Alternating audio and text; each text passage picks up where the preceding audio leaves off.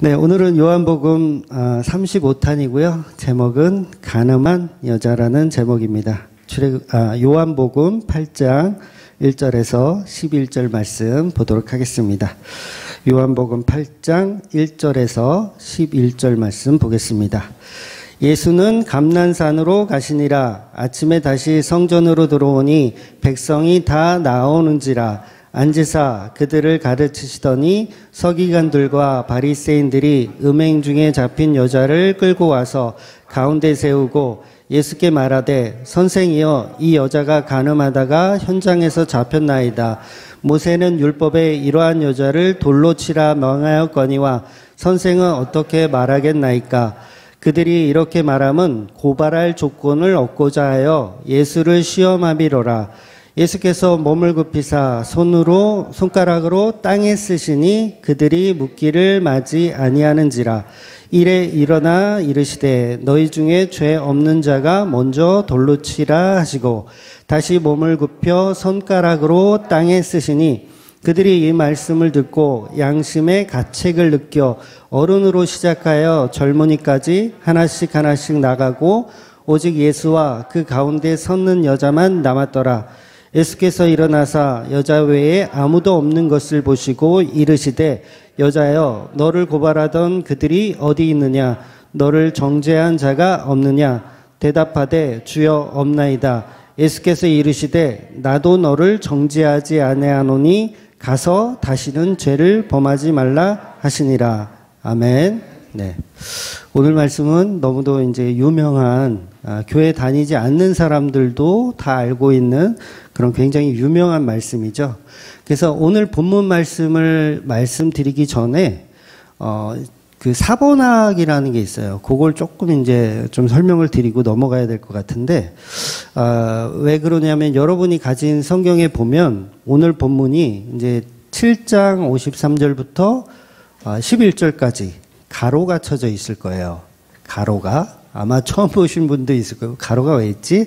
네, 이렇게 처음 보신 분도 있을 건데 이유는 제가 몇 번 말씀드린 적이 있어요. 그래서 그 이유는 간단하게 고대 사본에는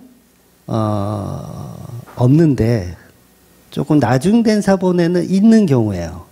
그랬는데 물론 나중 사본에 없으면 고대 사본에 없으면 그건 성경 아니잖아요. 그러면 보통 그런 경우는 그냥 없음 이렇게 기록을 해요. 그런데 오늘 본문은 있잖아요. 있어요. 있는데 그 대신 가로가 쳐져 있어요. 그러니까 이거는 어떤 경우냐면 정확하게는 몰라요. 이게 본문에 진짜 있었는지 없었는지 정확하게는 몰라요. 그런데 지극히 성경적일 경우에 이게 성경이라는 게 이렇게 한 테마로 묶여져 있잖아요. 그런데 이게 따로 떨어져 다닐 경우가 있어요. 왜냐하면 보관을 잘못하거나 어떤 무슨 문제가 있을 때 따로 이렇게 떨어져 나가는 경우가 있어요. 그래서 정답은 모릅니다. 성경 원본은요, 한 장도 남아있지 않아요. 한쪽도 남아있지 않아요. 성경 원본은. 그러니까 요한이 직접 기록한 요한복음의 원본은요, 없어요. 네, 발견되지 않습니다. 그뿐만 아니라 모든 성경의 원본은 단 한 장도 발견되지 않았어요.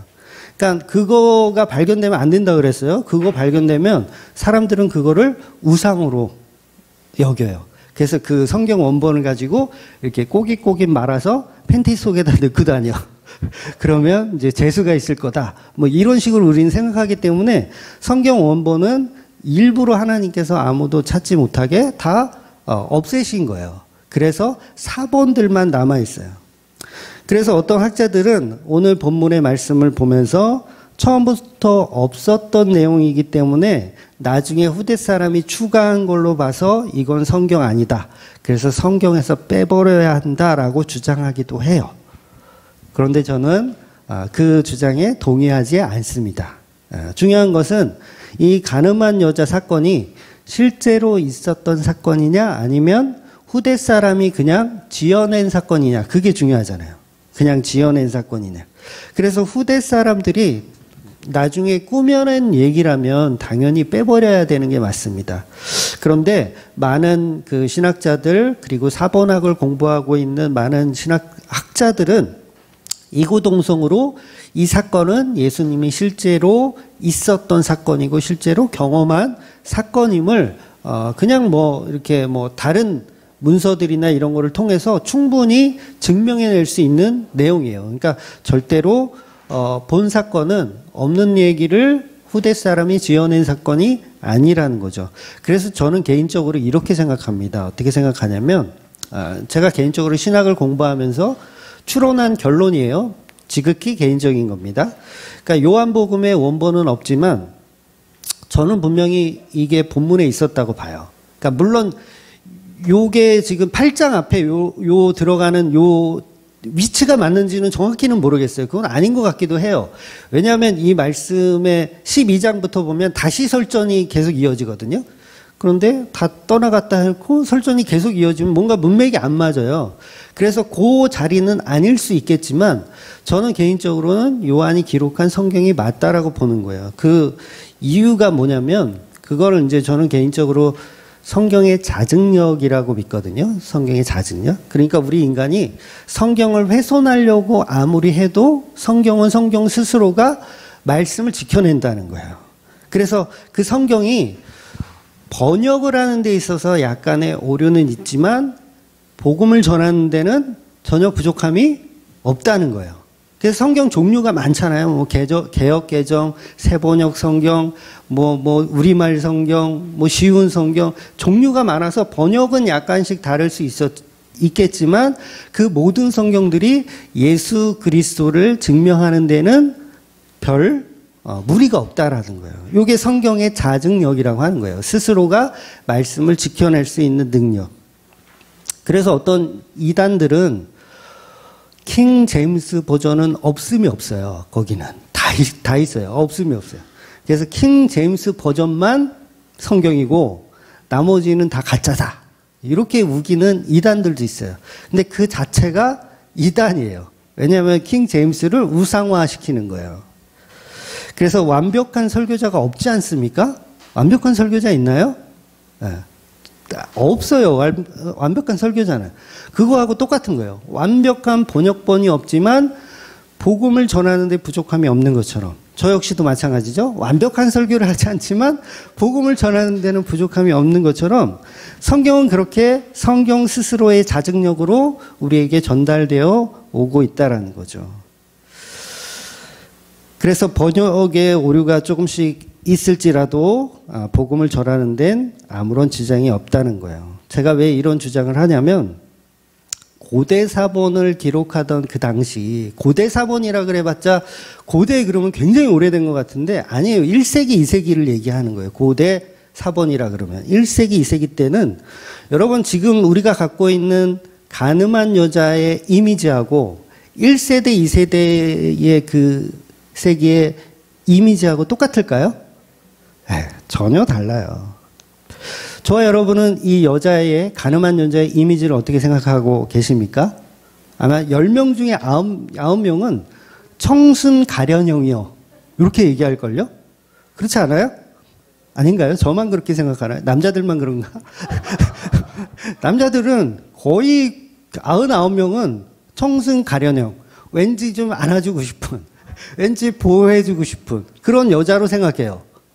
동의하시죠? 남자, 동의를 안 해. 그런데 반대로 그런 이미지 아니다. 나는 이렇게 생각한다.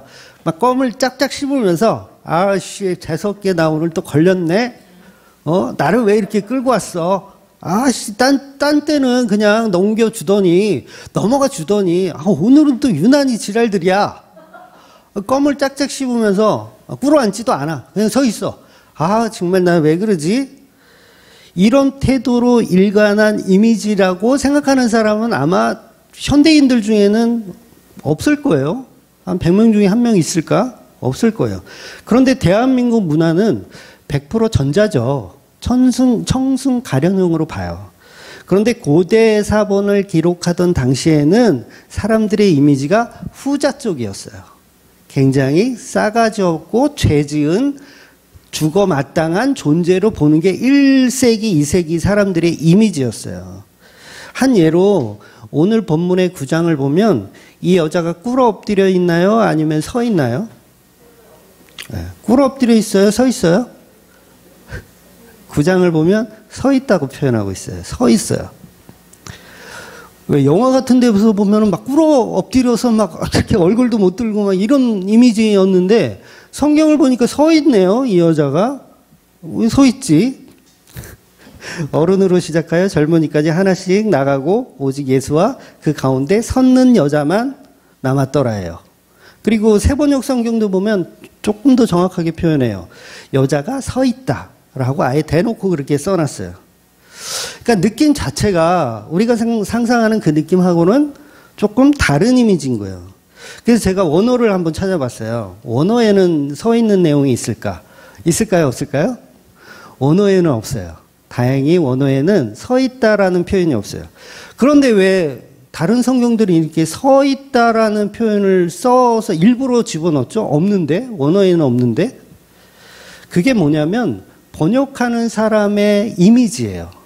번역하는 사람이 저 여자를 굉장히 이렇게 도도하고 나쁜 여자로 보고 싶으면 서 있다라고 표현하는 거고, 청순 가련형으로 보면 막 질질 끌려오는 그런 불쌍한 막 그런 여자로 표현하더라는 거죠. 이게 바로 사번학의 큰 오류예요. 번역을 하는 사람이 자기가 생각하는 이미지로 번역을 하는 거예요. 그래서 이걸 뭐 너무 깊이 들어가면 시간이 너무 오래 걸리니까 빨리 본문을 우리가 들어가야 되는데, 이 사번학에 있어서 그 당시는 지금처럼 막 우리는 성경 조금이라도 1.1핵이라도 막 잘못 쓰면 막 큰일 날 것 같고 막 그러잖아요. 근데 1세기, 2세기 때는 아직 성경으로 이렇게 정리가 되기 이전이에요. 그러니까 권위를 갖기 이전이에요. 이거는 성경이고 이거는 아니고 이런 권위를 우리는 지금 갖고 있잖아요. 성경이 완성되면서 66권이 딱 권위를 갖고 있어요. 그런데 1세기, 2세기는 그 권위를 만들어가는 과정이었기 때문에 난 이 얘기는 난 너무 싫어. 어떻게 예수님이 이렇게 더럽고 추한 이 여자를 용서하고 품어줄 수가 있지? 난 이거 도저히 나 이거 번역 못하겠어. 라는 마음에서 빼버리는 거예요. 그러니까 빼버렸는데 성경이니까 마음대로 빼면 안 되잖아요. 그러니까 따로 놔둔 거야. 따로 놔둔 거야. 그러니까 간음한 여자 이 테마만 요한복음에서 벗어나서 따로 돌아다니는 거예요. 근데 후대 사람들이 보니까 이것도 성경인데 얘는 왜 이렇게 혼자 돌아다니지? 얘도 어딘가 집어넣어야 될 것 같아. 사복음서 안에 들어가야 될 것 같은데 어디가 적당할까 찾다가 찾은 곳이 요한복음 8장 앞이라는 거예요. 그래서 거기다 집어넣은 거예요. 추론입니다. 이거 결론이 아니에요. 제가 신학을 공부해서 내린 추론이에요. 그래서 그 당시 사람들은 우리가 갖고 있던 이미지하고는 전혀 다른 이미지. 가늠한 여자는 용서할 수 있다 없다? 용서할 수 없다요. 그래서 초대교회 사람들은 아직도 율법에 이게 몸에 배어 있었어요. 그래서 할례 문제를 가지고 싸워요, 안 싸워요? 싸우잖아요. 사도 바울한테도 막 뭐라 그러고. 할례 문제 가지고도. 아직도 그게 거북한 거예요. 율법을 안 지킨다는 게 거북한 거야. 간음한 여자를 살려준다는 이 자체를 1세기, 2세기 사람들은 이거는 용납할 수가 없는 거예요. 그래서 초대교회 신학자 중에 이제 오리겐이라든가 터툴리안이라는 사람들이 있어요. 그런 사람들은 아주 그냥 대놓고 간음은 회개조차 할 수 없는 아주 중죄한 범죄다. 이렇게 가르쳤어요. 초대교회에 있던 그 신학자들도 그렇게 가르쳤어요. 그러니까 충분히 본문에서 빠질 만한 이유가 됐었던 거죠. 그래서 고대 사본에서 잠깐 빠져 있다가 후대 사람들이 보니까 이거는 왜 성경에서 왜 떨어져 나와 있지? 집어넣어야겠다라고 해서 집어넣은 게 오늘 본문이에요. 그러니까 오늘 본문은 성경입니까? 성경 아닙니까? 네, 성경이에요.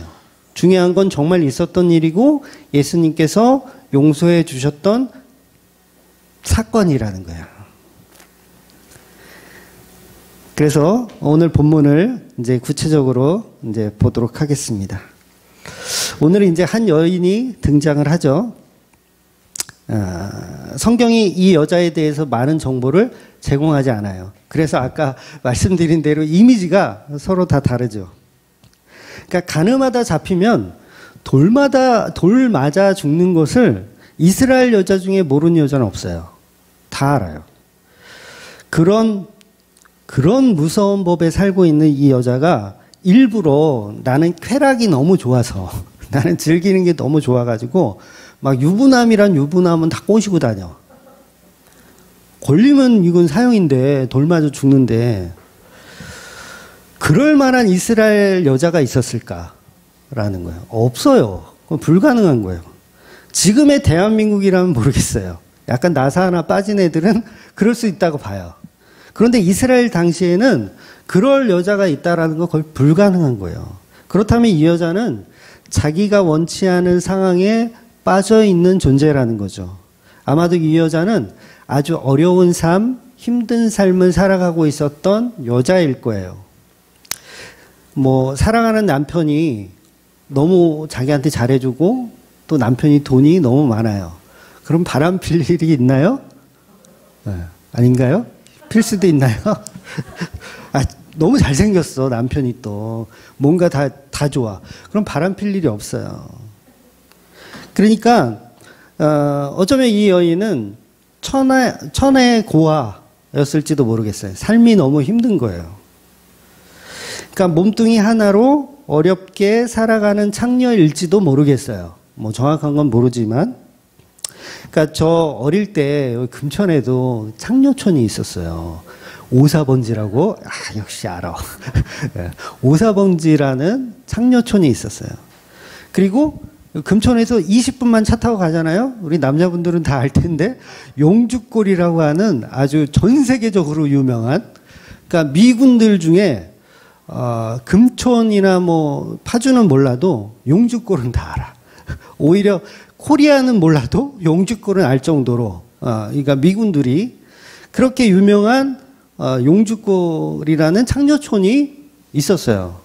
지금도 아마 소규모로 이렇게 있다는 걸로 들은 것 같은데, 거기 일하던 누나들이, 저 어릴 때 거기 일하던 누나들이 자기가 정말 좋아서 난 이 일이 너무 좋아. 그래서 그런 일을 하는 여자가 있었을까요? 네, 없어요. 제가 직접 인터뷰를 딴 건 아니지만 그 제 친구 중에 그 용주골 거기 그 창녀촌에 사는 친구가 있었거든요.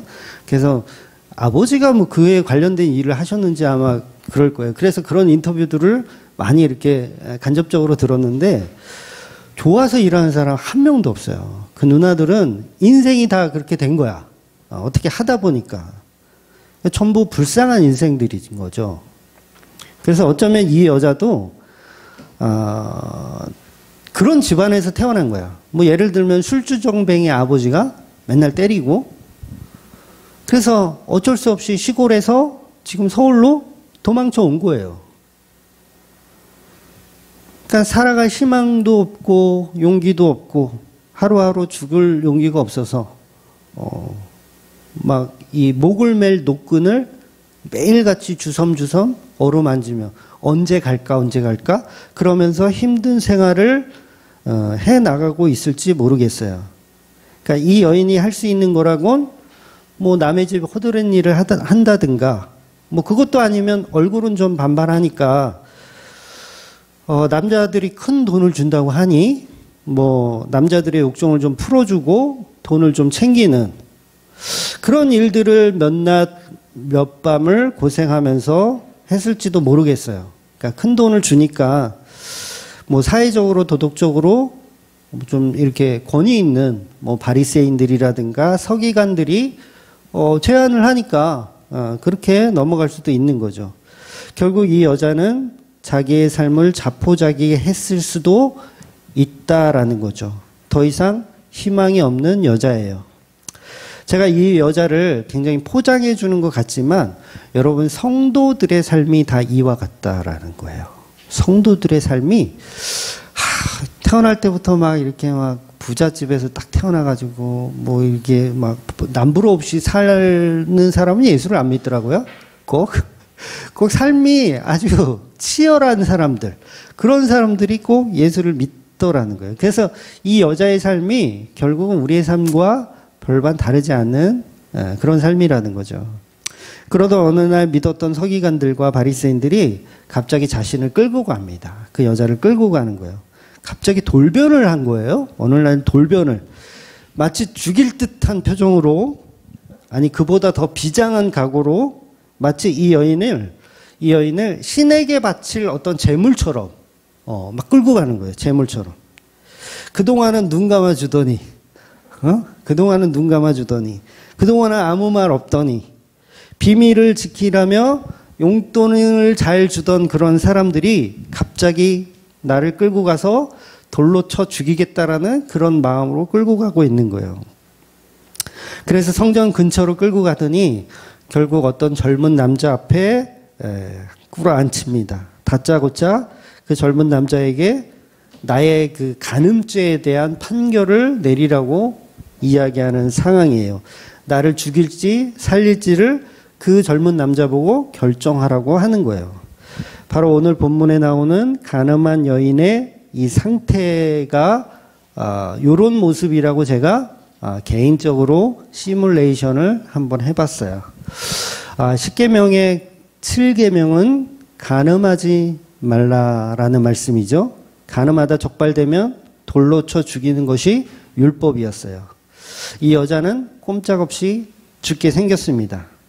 그래서 사람들이 예수님에게 다짜고짜 물어봐요. 이 간음한 여인을 모세의 율법에는 죽이라고 되어 있는데 당신은 38년 된 병자를 율법을 어기고 살려줬잖아요. 안식이라는 율법을 어기고 살려줬잖아요. 이것처럼 이번에도 이 여자를 율법을 어기고 살려주는지를 테스트해 보자는 거예요. 아주 그냥 유대인들이 아주 준비를 많이 했죠.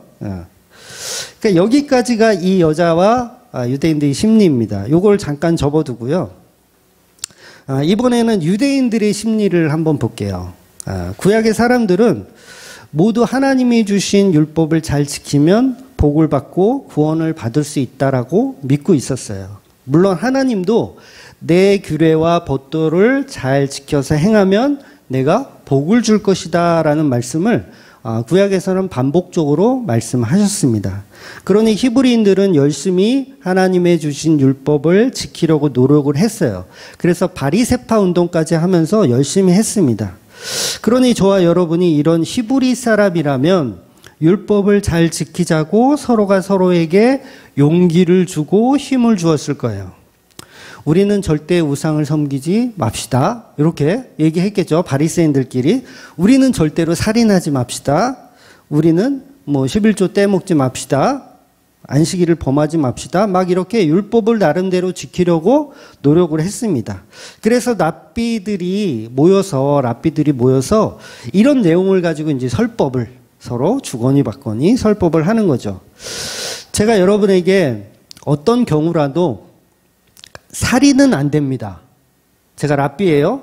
어떤 경우라도 살인은 안 됩니다. 그럼 여러분 아멘 하셔야죠. 아닌가? 아니면 예외가 있습니다.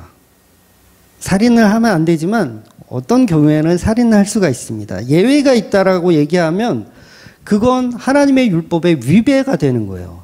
그러니까 유대인들 입장에서는 예외가, 이게 예수님이 그 얘기를 하는 거거든요. 안식일에도 다 지켜야 하지만 예외가 있다. 그 얘기를 하는 거예요. 그러니까 율법 선생들이, 랍비들이 살인하지 마십시오. 이렇게 가리키는데 갑자기 살인하지 마십시오. 그러나 예외가 있습니다. 이래버리면 안 된다는 거예요. 그건 율법, 모세의 율법에 동의하지 않는 뜻이 돼버려요. 그러니까 하나님의 율법이 비논리적이라는 걸 유대인들은 절대 싫어합니다. 완벽한 율법이라고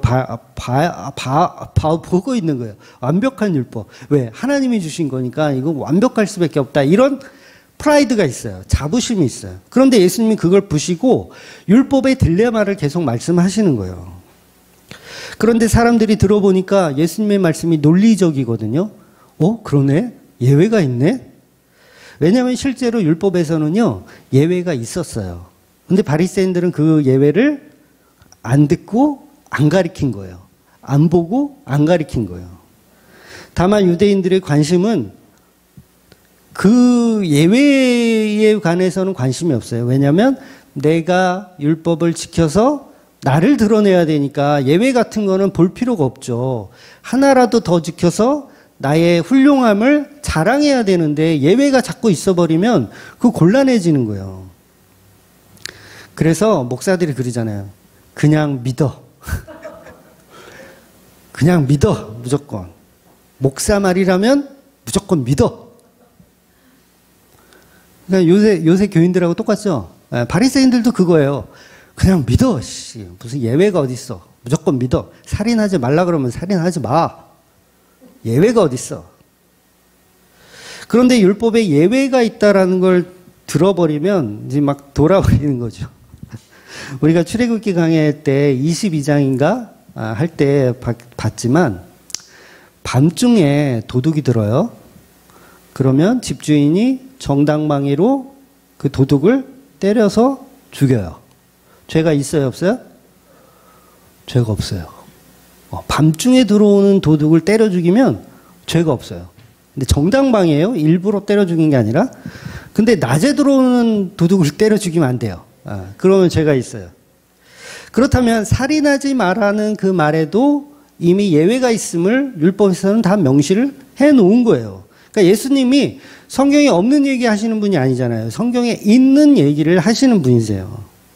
저도요, 만약 우리 집에 만약에 그 연쇄살인범이 탈출해가지고 우리 집에 왔다. 그래서 막 우리 가족들을 막 해치려고 한다. 죄송하지만 저는 그 연쇄살인범을 제가 죽일 것 같아요. 네? 죽여야 돼요. 농담 아니고 저는 연쇄살인범이 우리 집에 와서 우리 아이들과 아내를 막 이렇게 해치려고 하면 저는 율법이고 나발이고 목사고 뭐 지랄이고 저는 칼을 들고 내 가족을 지키기 위해서 그놈을 죽일 거예요. 물론 현실에선 제가 죽겠죠. 현실에선 제가 죽겠죠. 네.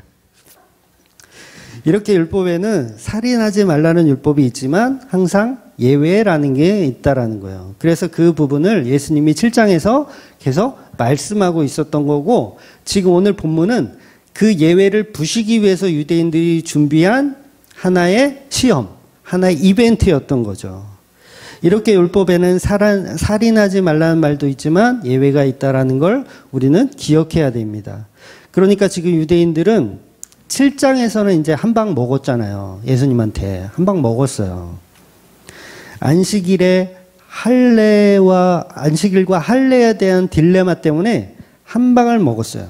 유대인들은 반박을 못했어요. 심지어는 경비병들까지 입이 딱 벌어졌어. 와, 이런 해석은 내가 본 적이 없어. 와, 저분 진짜 그리스도인 혹시 아닐까? 라는 생각까지 가진 사람도 있을 거라는 거죠. 완벽하게 1대0이에요. 한 방 먹은 거예요. 그래서 유대인들은 예수님의 논리를 반박해야겠다라고 노심초사한 끝에 이벤트를 하나 준비한 거예요. 그 이벤트가 뭐냐면 가늠한 여자를 현장에서 잡아다가 예수님 앞에 끌어다 놓고 재판하라는 거예요. 예수님을 시험하고 있는 거죠. 유대인들은 논리적으로 예수님을 끝장낼 수 있는 절호의 찬스를 잡은 거예요. 요즘 말로 하면 이건 빼박이에요. 빼박. 어떤 선택을 하든 빠져나갈 방법이 없어요. 완전 올무죠, 올무. 자, 모세가 율법에서 이러한 가늠한 여자는 돌로 치라 명령하였는데 예수 당신은 어떻게 판결하겠느냐. 만약 예수님이 이 여자는 돌로 쳐 죽이는 것이 맞습니다.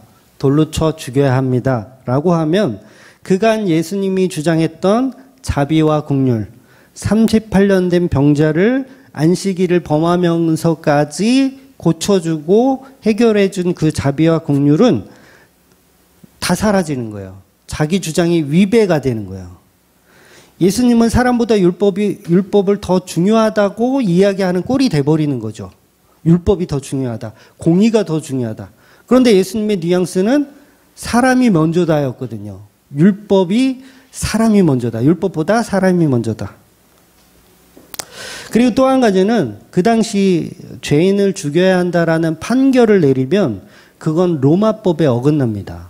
판결은, 사형 판결은 로마 법으로만 할 수가 있어요. 이스라엘은 할 수가 없는 법이에요. 그래서 로마법에 따라 처형해야 되는데 예수가 처형을 만약에 선고한다면 이건 로마법에 저촉이 되기 때문에 이건 체포될 감이에요. 체포될 감. 그래서 죽이라는 결정을 내리면 유대인들에게는 일거양득이에요. 두 마리 토끼 다 잡는 거예요.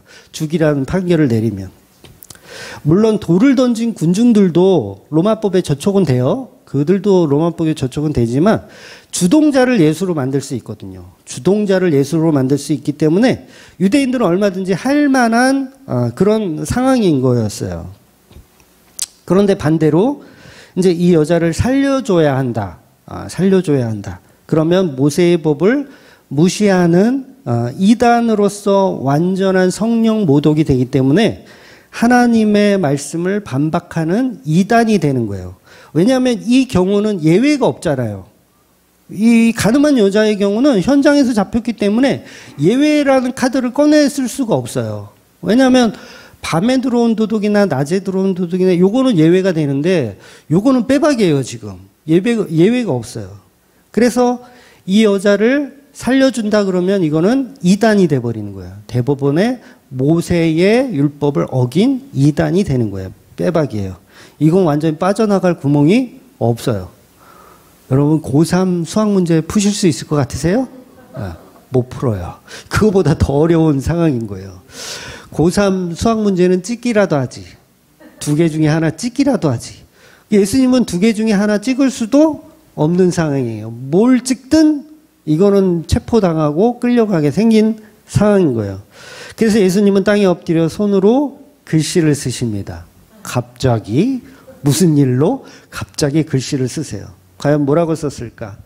물론 정확히 무슨 글자를 썼는지는 시아버지도 모르고 며느리도 모릅니다.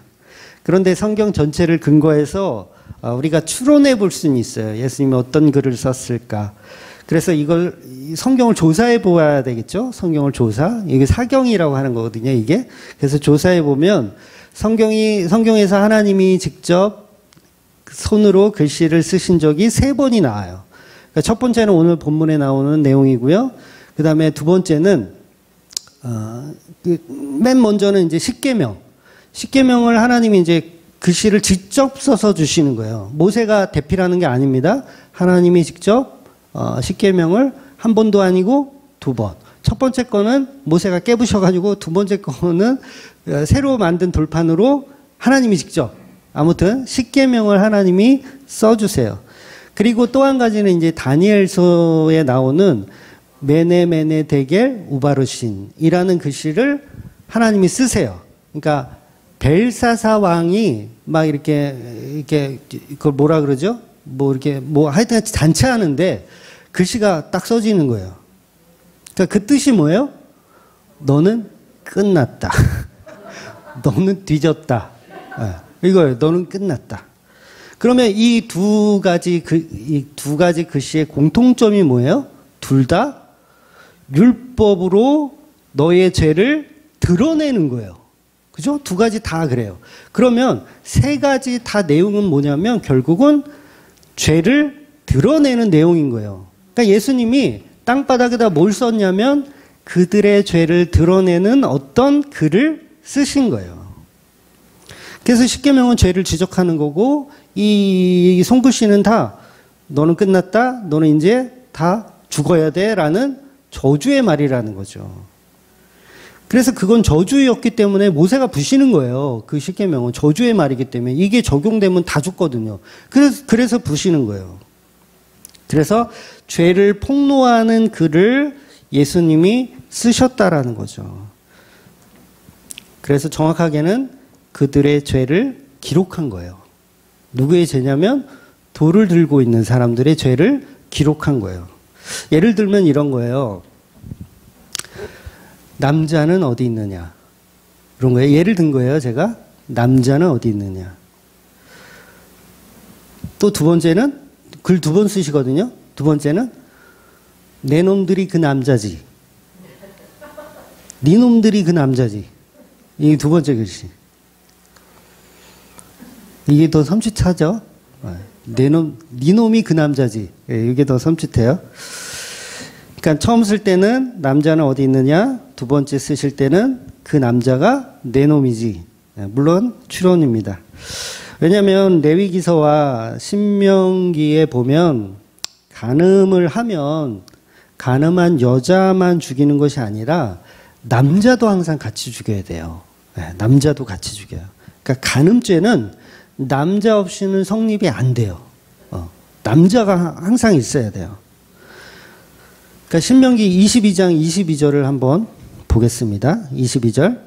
어떤 남자가 유부녀와 동침한 것이 드러나거든 그 동침한 남자와 그 여자를 둘 다 죽여 이스라엘 중에 악을 제할지니라.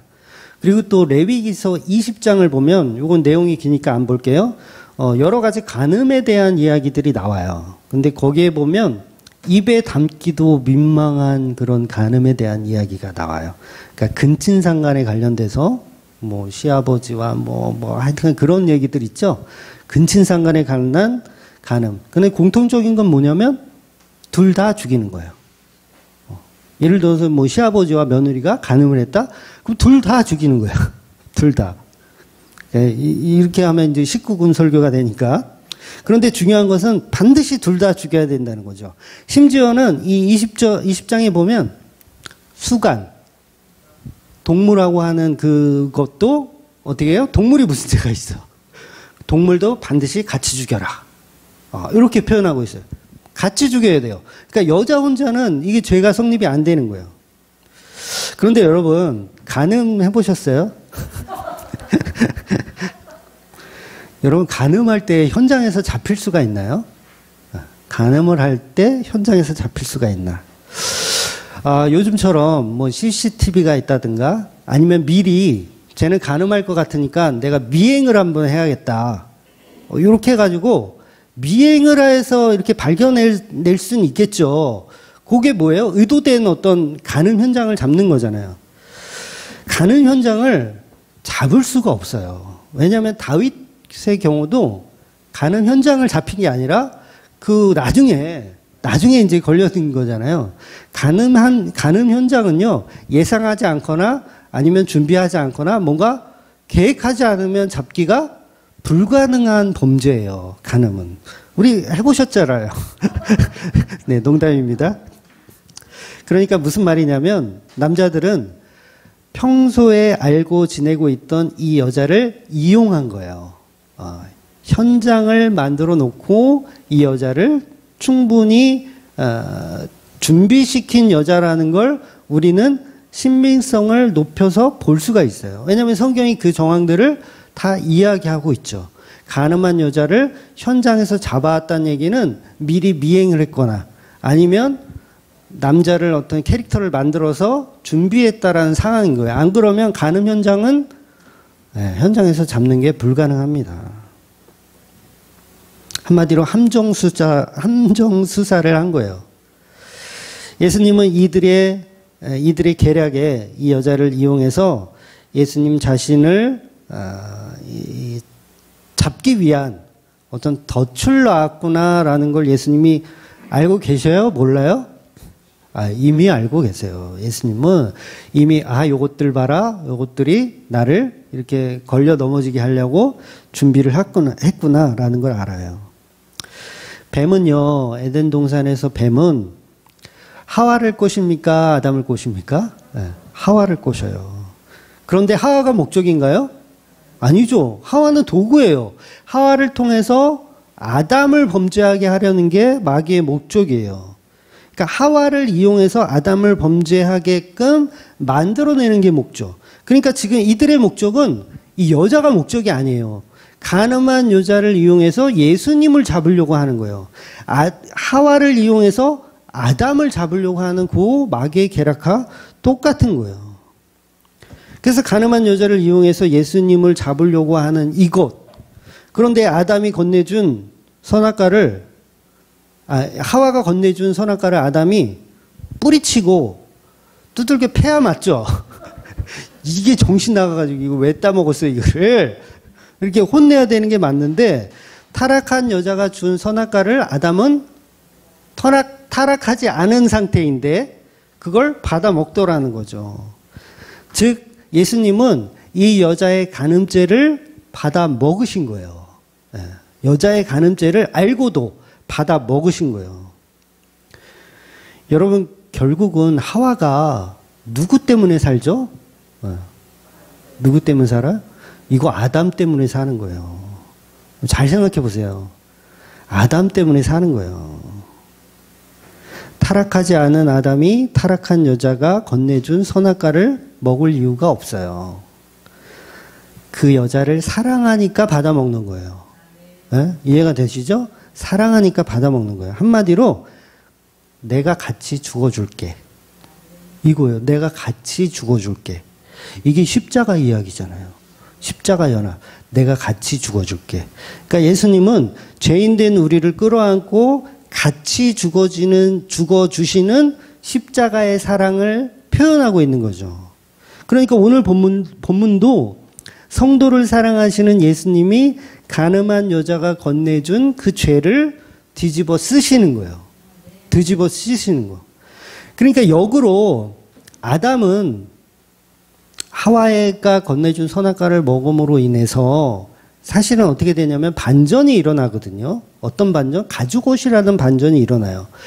이 반전은 또 후대에 가서는 원시복음으로 기록되기를 역으로 마귀의 대가리를 여자의 후손이 밟아버린다고 하죠. 이게 뭐예요? 결국은 역설이에요. 예수님이 간음한 여자의 죄를 뒤집어 쓰면서 마귀의 대가리를 부시는 내용을 오늘 본문이 하고 있는 거예요. 그래서 대가리가 부셔진 사람들이 돌을 떨어뜨려 놓고 돌아가는 거예요. 이 개념을 이해하셔야 돼요. 그래서 예수님은 역설적으로 유대인들의 죄를 땅바닥에 기록하고 있는 거예요. 남자는 어디 있느냐? 남자는 어디 있느냐? 그러니까 군중들이 이제 오리발을 내밀겠죠. 뭔 헛소리냐? 빨리 재판을 내려라. 뭐 자꾸 저기 이상한 데로 돌리지 말고 말 돌리지 말고 빨리 재판을 해라. 그래서 본문에 보면 서둘러서 이렇게 빨리 얘기하라고 해요. 그 예수님 뭐라고 말씀하세요? 죄 없는 자가 돌로 쳐라 라고 선포하세요. 그리고 또 잽싸게 글을 땅바닥에 또 쓰세요. 혹시 이 개념 없이 죄 없는 사람은 돌로 쳐라 그랬는데 저같이 개념 없이 나 죄 없는데 그리고 던지면 안 되니까 예수님 빨리 고개를 숙여서 글을 쓰셨다는 게 아니라 뭔가 다급하게 빨리 전달할 메시지가 또 있었던 거죠. 그 남자가 바로 내 놈이다 라는 식의 죄를 한 번 더 정확하게 폭로해 내시는 거예요. 반드시 율법에서는 그 남자를 같이 죽여야 하기 때문에 그들의 양심은 가책을 받을 수가 없어요. 받을 수밖에 없어요. 그렇다면 보세요. 지금 이 간음했던 현장에 그 현장이 이벤트라는 것을 알고 있는 사람들은 찔릴까요? 안 찔릴까요? 다 찔리는 거예요. 이게 우리가 준비한 요거라는 걸 알고 있는 사람들은 다 찔리는 거예요. 왜냐하면 그 여자는 어떻게 보면 내가 알만한 사람이거든요. 소문난 창녀이거나 그런 쪽에 일을 하고 있는 사람인 걸 미리 알고 있는 사람이에요. 그도 아니면 그런 간음을 평소에도 이렇게 하고 있는 사람이라는 걸 알고 있는. 그래서 나이 든 어른으로부터 젊은 남자까지 그 여자를 모르는 사람이 없었더라는 거예요. 모두 관계를 했다라는 게 아니에요. 오해는 하지 마세요. 모두 관계를 했다라는 게 아니라 이 자체가 이벤트라는 걸 알고 있다라는 거예요. 계략이라는 거죠. 예수님을 시험하기 위한 계략임을 알고 있는 사람들은 마음의 찔림이 올 수밖에 없는 거예요. 결국 그 남자는 어디 있느냐 했을 때 우리는 그 답변을 할 수가 없거든요. 왜냐하면 이건 우리가 준비한 세팅이기 때문에 그 남자가 바로 나거든요, 사실은. 이벤트를 준비한 내가 그 남자거든요. 결국 그 남자가 바로 나 자신이었다는 사실을 예수님이 폭로해내고 있는 거예요. 만약 이 여자를 평소에 알고 있었다면 그들도 간음죄를 그동안 방조한 사람들이 되는 거예요. 똑같이 돌에 맞아 죽어야 된다는 얘기예요. 간음죄를 방조했다면. 그렇다면 그 남자는 한 명이 아닌 거죠. 이벤트를 계획한 모든 사람들이 그 범주 안에 들어가는 거예요. 즉 단순히 그냥 죄 없는 자는 돌로 던져라 했을 때 그냥 양심에 화인 맞은 저 같은 사람은 그냥 아무 생각 없이 던질 수도 있잖아요. 그런데 예수님의 그 메시지는 너무도 강력했었다라는 거죠. 그래서 예수님이 말씀하신 그 율법 때문에 이 사람들은 양심의 가책을 느끼는 거예요. 그 남자가 바로 나였다라는 걸 알게 되는 거죠. 그래서 이 가늠한 여자를 이용해서 예수라는 작자를 어떻게 해보려고 골탕을 먹이려는 그 남자가 바로 가늠한 상대방이라는 거죠. 예를 들면 이런 거예요. 아까도 말씀드렸다시피 밤에 들어오는 도둑은 때려 죽여도 된다 그랬잖아요. 밤에 들어오는 도둑. 그러니까 일부러 그걸 노리는 거예요. 밤에 들어오게 하는 거예요. 도둑을. 밤에 들어오게 해놨다가 때려 죽여야지. 그 마음으로 그 율법을 이용해서 때려 죽이면 죄가 있어요, 없어요? 이건 더 나쁜 죄예요. 더 나쁜 죄. 예수님이 그 말씀하시는 거예요. 율법을 이용해서, 오히려 이용해서 밤에 들어오는 자는 죽여도 되니 막 이용하는 거죠. 막 금은보화가 있는 것처럼 꾸며놓고 밤에 이 진열을 딱 해놓고 들어오기만 해봐라. 내가 아주 야곱바따로 저를 죽여야겠다. 바로 그런 케이스였다라는 거예요. 그러니까 이 여자에 관해서 무리들은 다 알고 있었다라는 거죠. 어쩌면 나도 번호표를 뽑고 순서를 기다리는 그런 남자에 불과했었다라는 거예요. 제가 몇 년 전 그 뉴스에서 이런 뉴스가 가끔씩 나오잖아요. 어떤 시골 마을인데, 시골 마을이에요. 강원도 어느 시골 마을인데 지적 장애를 가진 아이를 수년간, 8년인가 막 9년인가 동안 마을 사람들이, 마을 아저씨들이, 말이 아저씨들이지 나이대를 보니까 다 60대, 65세, 막 70, 막 이런 노인들이야. 그 여자애를 수년 동안, 7년, 8년 동안을 다 그렇게 겁탈을 한 거예요. 여자애 하나를. 온 동네 사람들이 다. 그게 뉴스에 나왔던 적이 있어요. 그리고 그 비슷한 사건들이 뭐 그것이 알고 싶다에서도 몇 번 방영한 적이 있거든요. 그러니까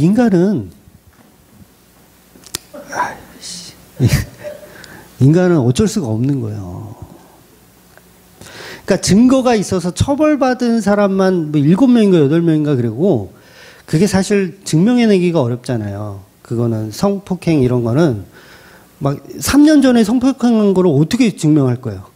그러니까 이거는 뭐 그 수를 뭐 몇 명이 그랬는지 이거는 알 수가 없는 거죠. 그러니까 인간은 이렇게 죄가 가득하다는 거예요. 여러분 구약에서 어떤 사람이 하나님을 막 저주해요. 구약에서 하나님을 막 욕하는 사람이 있어. 그러면 그 사람 때려 죽여야 되죠. 하나님 막 욕하는 사람이 있어. 그런데 문제는 그 하나님을 저주하는 소리를 옆에서 들은 사람.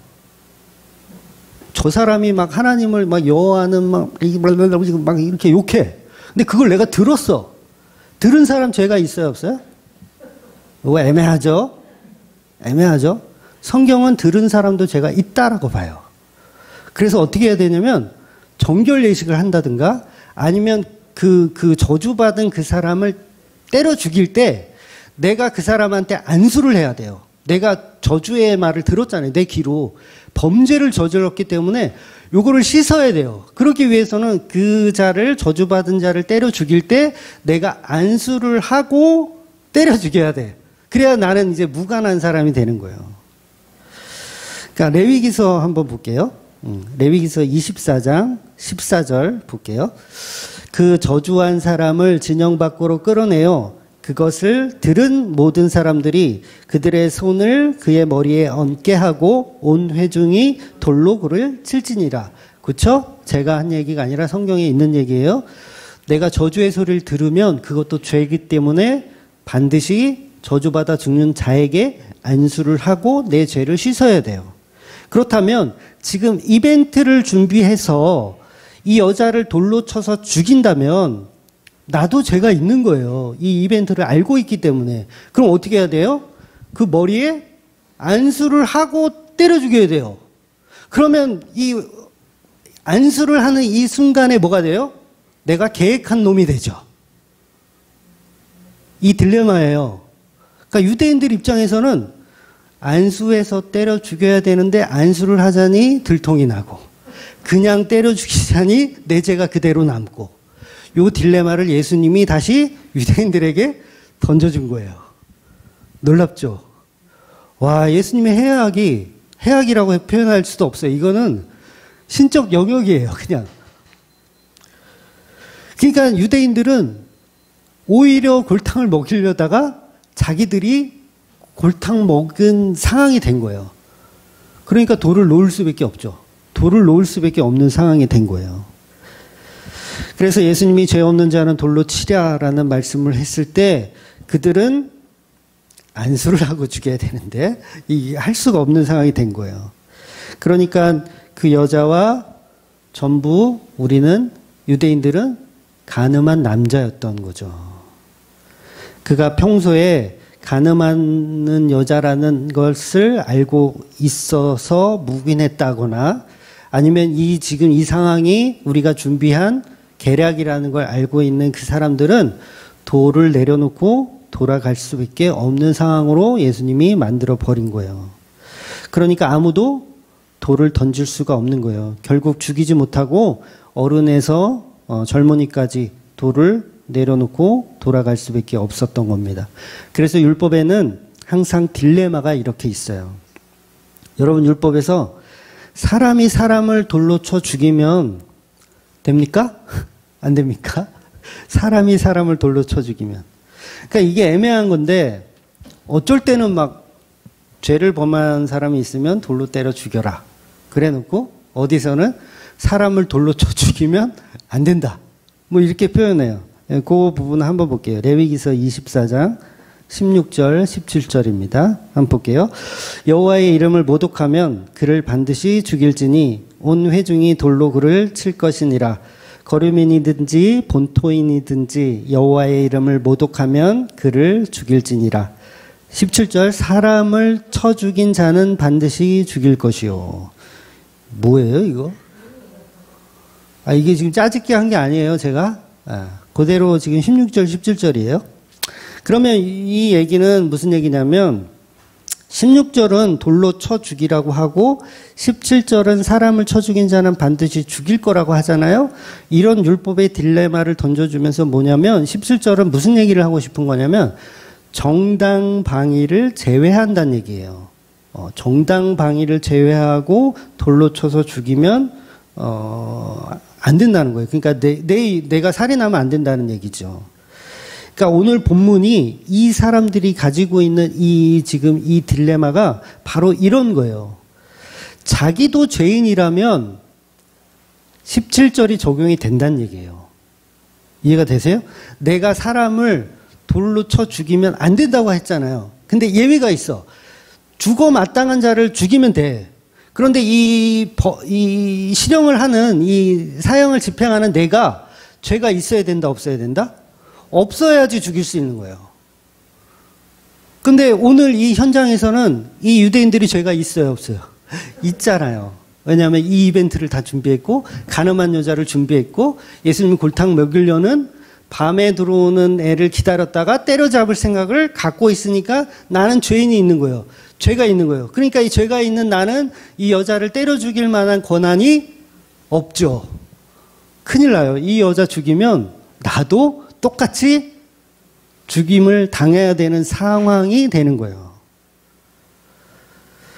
그래서 이 이벤트를 준비한 모든 사람들이 여자를 죽일 수가 없는 거예요. 예수님의 말씀이 이렇게 놀랍고 단호하고 돌파력이 있었던 거예요. 그래서 많은 사람들은 그 말을 듣고 양심의 가책을 느껴 하나씩 돌을 내려놓고 자기가 죄가 있는 자니 나는 이걸 할 만한 자격 없음을 알고 돌아가게 되는 거예요. 물론 이건 회개라고는 할 수 없어요. 물론 이제 그 유대인들 중에서도 나중에 예수님을 정말 믿는 사람들이 있었겠지만 지금 이 당시는 회개라기 보기에는 좀 그렇고 양심의 가책을 받았다라고 보는 거예요. 결국은 나도 공범이구나. 간음한 여자와 나도 공범이구나. 그러니까 예수님이 아주 정확하게 전곡을 찔렀어요. 단 한 사람도요, 음란의 욕정에서 벗어날 수 있다 없다? 없어요. 혹 그런 사람이 있으면 이미 돌을 내려놨을 거예요. 이해가 되세요? 이미 그런 사람이 있으면 내려놨을 거예요. 이렇게 양심의 가책을 느낀 사람들은 하나둘씩 모두가 떠나갑니다. 그리고 예수님은 이 여자에게 말씀하세요. 여자여, 너를 고발하던 그들이 어디 있느냐? 너를 정죄한 자가 없느냐? 대답하되 주여 없나이다. 예수께서 이르시되 나도 너를 정죄하지 아니하노니 가서 다시는 죄를 범하지 말라 하시니라. 여러분, 이게 구원입니다. 이게 구원이고 이게 십자가의 연합이에요. 신부된 교회가 신랑 되신 예수님을 만나는 장면이에요. 그래서 저와 여러분은 예수님의 은혜를 알고 예수님의 그 십자가의 연합을 알고 내 죄를 도말하심을 알고 사는 거예요. 그래서 나를 더 이상 정죄하지도 않고요. 그렇다고 정죄하지도 않고 그렇다고 나는 이제 죄가 없으니 그냥 마음대로 이제 간음 더 해도 되겠구나라고 해도 안 되는 거예요. 그래서 죄가 없다라는 말이 아니라 죄를 덮어주시는 거예요. 덮어주시는 거예요. 그러니까 하와는 선악과를 먹은 죽어 마땅한 죄인인데 그걸 덮어주는 거예요. 아담이. 같이 죽자. 이렇게 덮어주시는 거예요. 그래서 마귀가 하는 정죄에 뭐가 되어주시는 거예요? 방패가 되어주시는 거예요. 방패가. 나의 방패가 되어주시는 거예요. 그러니까 아담이 선악과 왜 먹어요? 너의 방패가 되어줄게. 왜냐하면 죽어야 되거든요. 죽을 때 죽더라도 내가 너의 방패가 되어줄게. 그거예요. 네. 여러분 사랑하시면 그렇게 될 것 같지 않아요? 네. 사랑하시면 그렇게 돼요. 제 아내가 선악과를 먹는다면 저도 선악과를 먹을 것 같아요. 네. 제 아내의 방패가 되어줘야 되거든요. 그게 예수님이에요. 그게 예수님. 오늘 본문의 예수님. 그러니 우리는 남편의 그 사랑을 알고 있다면 이제 남편이 바뀐 거잖아요. 남편의 사랑을 확증했잖아요. 그런데 우리 인간들은 죄인이라서 서로 욕하죠. 또 전현이 먹으라 그래가지고 먹었다고 이렇게 되잖아요. 죄가 없어지는 게 아니에요. 우린 여전히 죄인이라는 거예요. 그러니까 예수님이 우리를 위하여 십자가에 죽으셨음에도 불구하고 우리는 계속 죄에 노출되어 있어요. 그래서 예수님 마지막 멘트가 뭐예요? 다시는 죄를 짓지 마라 말씀하시는 거예요. 다시는 선악과를 먹지 마라 이렇게 말씀하시는 거예요. 그래서 성도가 짓는 죄가 뭡니까? 성도가 되었어. 근데 성도가 짓는 죄, 그건 뭐냐면 은혜를 모르고 사는 거예요. 예수님의 사랑을 모르고 사는 거예요. 그게 성도가 짓는 죄예요. 이 간음한 여인이 예수님의 사랑을 알았다, 품었다, 느꼈다, 더 이상 간음을 할까요? 저는 못한다고 봐요. 네, 못한다고 봐요. 그러니까 우리가 십자가 복음을 알면 지식적으로 사실 너무 충만해져가지고 막 이상한 소리를 할 때가 있잖아요. 영지주의적으로. 제가 사석에서도 자주 말씀드리는 거지만 본질적으로는 우리가 예수님을 우리가 사랑하는 건 아니잖아요. 예수님이 우리를 사랑하시는 거예요. 그리고 예수님이 우리를 동행해 주시는 거예요. 그거 맞아요. 그거 틀렸다는 얘기가 아니에요. 그게 본질이에요. 아주 베이스예요. 그게 기초입니다. 그런데 예수님의 그 사랑을 신부된 교회가 알았다면 우리도 예수님과 동행하는 거예요. 우리도 동행하는 겁니다. 그래서 가끔 그런 얘기 하잖아요. 예수님이 우리를 붙드는 거지 우리가 예수님 붙드는 거 아니라고 그러면서 그런 얘기도 조차 못하게 하는 그런 사람들이 있어요. 우리가 어떻게 예수님을 사랑하냐고 그 얘기조차 못하게 하는 여러분 그 영지주의 이단이에요. 제가 노골적으로 얘기할게요. 그냥 영지주의 이단입니다. 우리가 예수님의 십자가를 붙듭시다. 예수님의 보혈에만 의지합시다. 그러면 막 우리가 뭔가를 해내는 것 같아서 그거 못하게 하잖아요. 그 자체가 영지주의 이단이에요. 여러분 교회는 예수님의 사랑을 받은 교회는요. 예수님을 사랑하는 존재로 만들어가는 거예요. 그러니까 우리가 예수님을 사랑해야 되고 우리가 십자가를 붙들어야 되는 게 맞는 거예요. 성경이 다 그 얘기 하거든요. 성경이 다 그 얘기 해요. 자기는 십자가 보혈을 믿으니 죄가 없고 난 죄가 없으니 나는 그냥 막 살아도 된다. 간음 더해도 되고 어차피 구원은 한번 받으면 그냥 끝이니까 막 살아도 된다. 어차피 영은 더러운 건데 뭐. 아니 영이 아니라 육은 더러운 건데 뭐. 이렇게 우기는 게 영지주의 이단이에요. 그렇게 얘기하는 사람들 있잖아요. 나는 막 살아도 된다. 예수님 보혈의 은혜를 받았으니까. 내가 예수님 사랑하는 게 아니라 예수님이 나를 사랑하는 거니까 나는 그냥 계속 막 살아도 돼. 막 그런 사람을 코하고 입을 한 1분만 딱 막아보세요. 어떻게 할까요? 살려달라고 발버둥 칠걸요? 안 그럴까요? 살려달라고 발버둥 칠 거예요. 그게 뭐예요? 지 살겠다고 하는 거 아니에요. 그러니까 자기 살겠다고 숨쉬고 있었던 걸 모르는 거죠. 그동안 자기 살겠다고 숨쉬고 있었던 걸 모르고 있는 거예요. 그러니까 우리는 이 세상을 사는 동안 계속 죄를 범하기 때문에 그 죄를 이겨내기 위해서 예수님의 사랑으로 이겨내기 위해서 노력을 해야 됩니까? 안 해야 됩니까? 노력을 해야 되는 거예요. 노력 안 해도 된다 그런 건 100% 영지주의 이단이에요. 그러니까 제가 이런 얘기를 왜 하냐면 복음주의 진영에서도 그런 류의 주장을 너무 이렇게 막 지식적으로 우월감에 차가지고 우리가 예수님 사랑한 것이 아니고 예수님이 우리를 사랑한 거야. 끝. 막 살아. 막 이렇게 해버리는 사람들이 간혹 있더라고요. 근데 성경은 그렇게 얘기하지 않습니다. 물론 그 말이 틀렸다라는 건 아니에요. 틀린 건 아니에요. 본질적으로는 맞지만 결과적으로는 그건 이단이라는 거예요. 이단이 뭐가 이단입니까? 앞에는 다 비슷한데 끝에 가서 엉뚱한 소리 하면 이단인 거예요. 그러니까 간음한 여인에게 예수님이 오늘 구원해 주시고 이제는 내가 너를 구원했으니 앞으로는 네 마음대로 막 살아도 돼. 괜찮아. 내가 또 찾아올게. 내가 또 용서해 줄게. 그냥 막 살아. 또 간음 좋아하잖아. 음란함 좋아하잖아. 막 살아. 내가 또 구원해 줄게. 요게 이단이라고요. 요게. 그러니까 이런 유의 사람들이 초대교회 안에 가득했어요. 요한복음 왜 누구를 겨냥한다 그랬어요? 영지주의 이단. 교회 안에 그런 은혜를 방종하는 자들을 똑바로 가리키기 위해서 이 기록들이 있는 거예요. 즉 성령으로 인해 그 지식으로 인해서 자기는 다른 존재가 되었다고 본인은 성령 받았기 때문에 다른 존재가 되었다고 그래서 죄를 지어도 상관없다라는 식으로 지적 우월성을 드러내는 게 바로 영지주의적 이단이라는 거예요.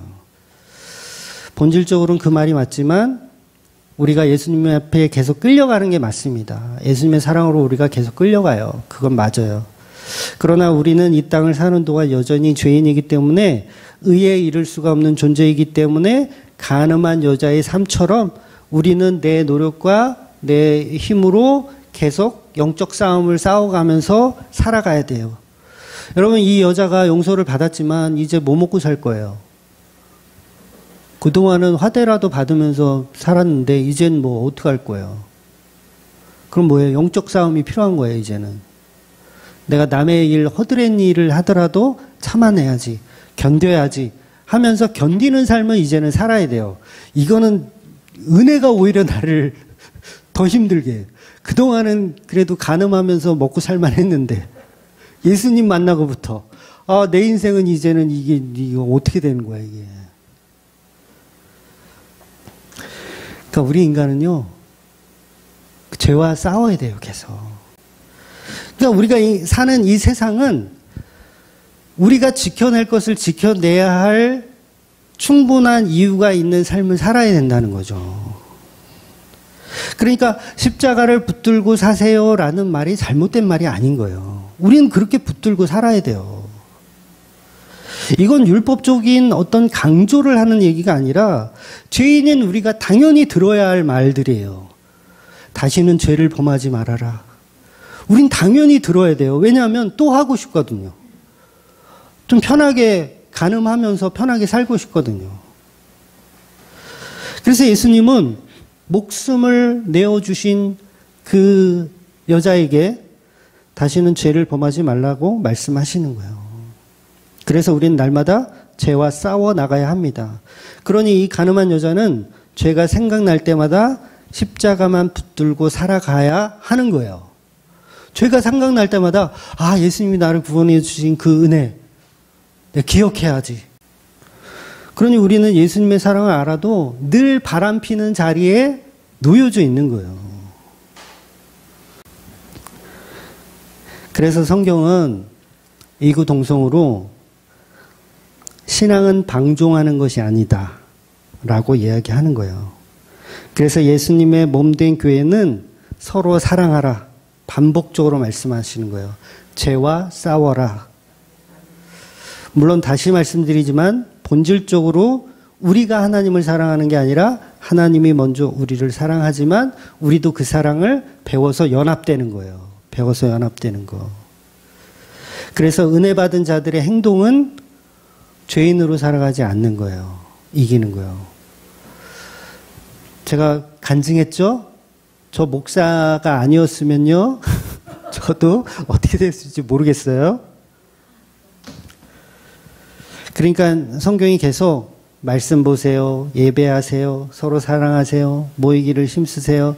찬양하세요. 막 이런 잔소리를 우리는 들어야 돼요? 안 들어야 돼요? 들어야 돼요. 왜 그걸 율법이라고 생각하세요? 이런 말로 설교하면 무슨 행위를 또 강조한다고 막 이런 사람들이 있는데 그런 사람들이 혹시 자기가 영지주의자는 아닌지를 점검해 보셔야 된다는 거예요. 그래서 초대교회에 있었던 영지주의적 지적 우월감으로 그 수준이 굉장히 높았잖아요. 은혜를 남용하는 자들이에요, 그들은.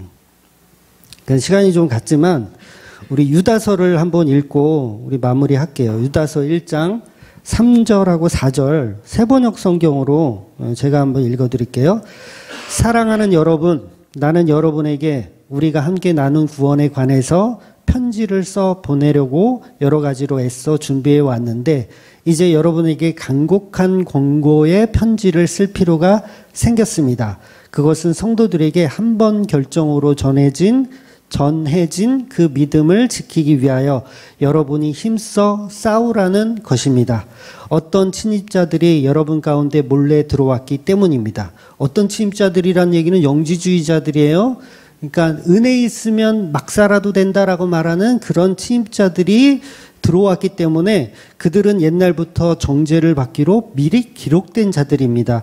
그들은 경건하지 못한 자들로서 우리 하나님의 은혜를 남용해서 방종한 생활을 하고 오직 한 분이신 통치자요 우리의 주님이신 예수 그리스도를 부인하는 자들입니다.